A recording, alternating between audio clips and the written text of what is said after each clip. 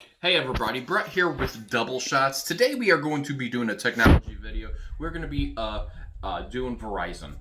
We are going to be doing a speed testing conclusion with everything. And I had an email to me the other day that somebody asked, is Verizon a very good company?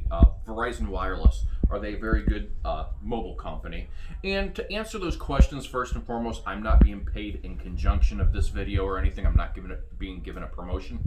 I'm doing it on my honest opinion as I've user reviewed them. And one of those things is Verizon is a very, to start things before I say, Verizon is a very big company. Verizon Wireless is in general. They have a solid network.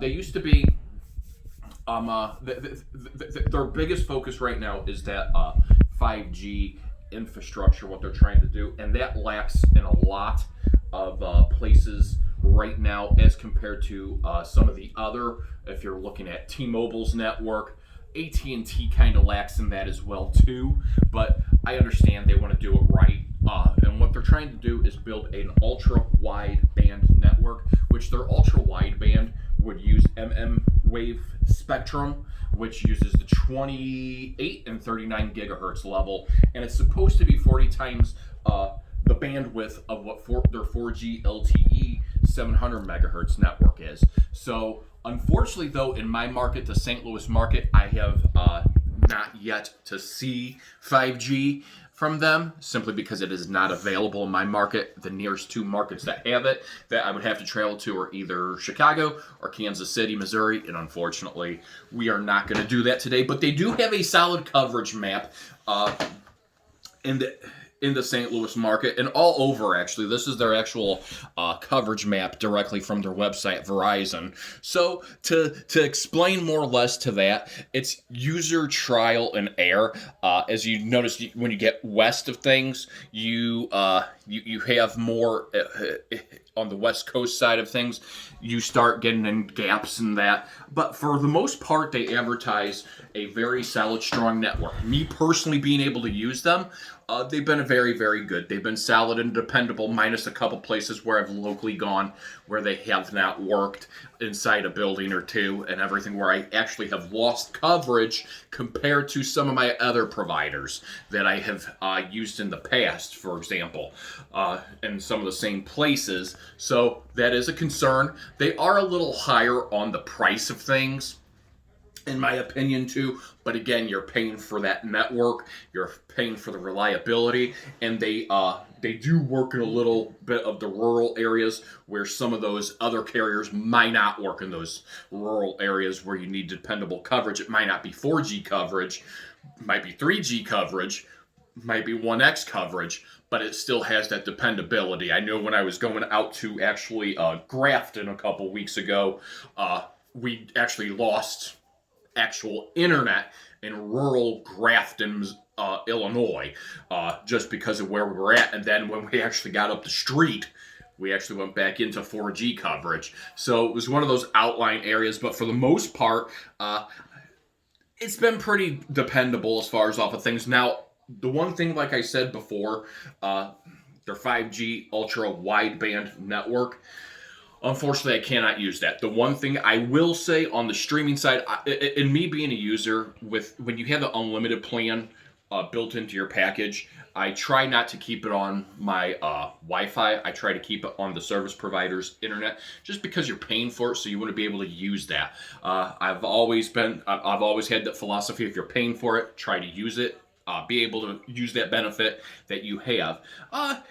For the most part, it works. I would say the speeds are really slow compared to providers that I have demoed in the past, such as T-Mobile, Sprint. When I've demoed those in the past on here, I know when I did the T-Mobile one and the Metro PCS speed test review, there were it was a lot higher on theirs. And now keep in mind, we were comparing 5G in addition to it. So today we're going to actually do that speed test on one of Verizon's very, very good, one of their newest phones. It's the Note 20 Ultra. And the Note 20 Ultra 5G is a very, very good phone. Nothing against it. Me, myself, and I've always been an Android user. I like the customization of them. Going from there, and so we are going to actually use it on here to do a speed test.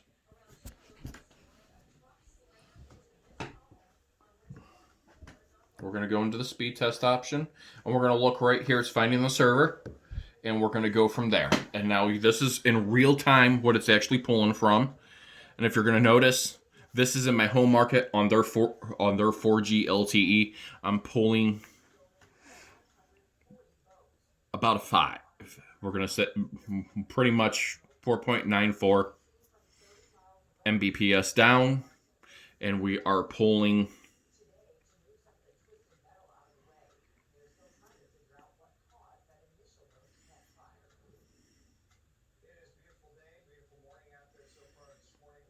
2.4 on the upload.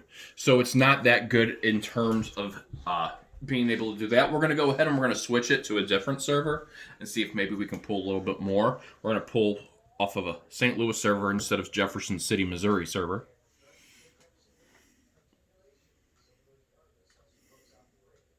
And it's about the same. No difference right now on the upload. I mean, in terms of the 4. Same thing, or on that was the download, and then on the upload about the same, maybe a little less. So that is the one downfall in my market right now that we do not have with Verizon, unfortunately. The 4G LTE portion of it is not really as dependable, in my opinion, especially for somebody that likes to sit on, again, without being on Wi-Fi. And when you're out and on the go, you want to be able to stream your music and stuff like that, buffering or any of that nature and everything. The speeds are really, really slow. For the cellular quality, it works really, really good. Nowadays, a lot of carriers offer something also in addition, what's called Wi-Fi calling. And so I'll go ahead and show it to you here. You have to kind of go. You have to go in here, and you go into your settings,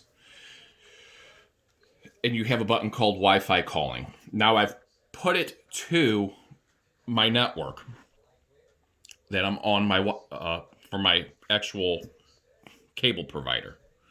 Now, when you do that to turn Wi-Fi calling on, the nice feature is, let's say you are in an actual dead zone where you have no coverage or service, then you can turn that on and you can make phone calls. It will piggyback off of your actual local, if you have a wireless network set up at your house, or if a business, any of that nature, and a lot of places do nowadays, you will be piggying back to be able to make phone calls in areas that you do not have services, but you have to be hooked up to Wi-Fi in order to be able to get the Wi-Fi calling.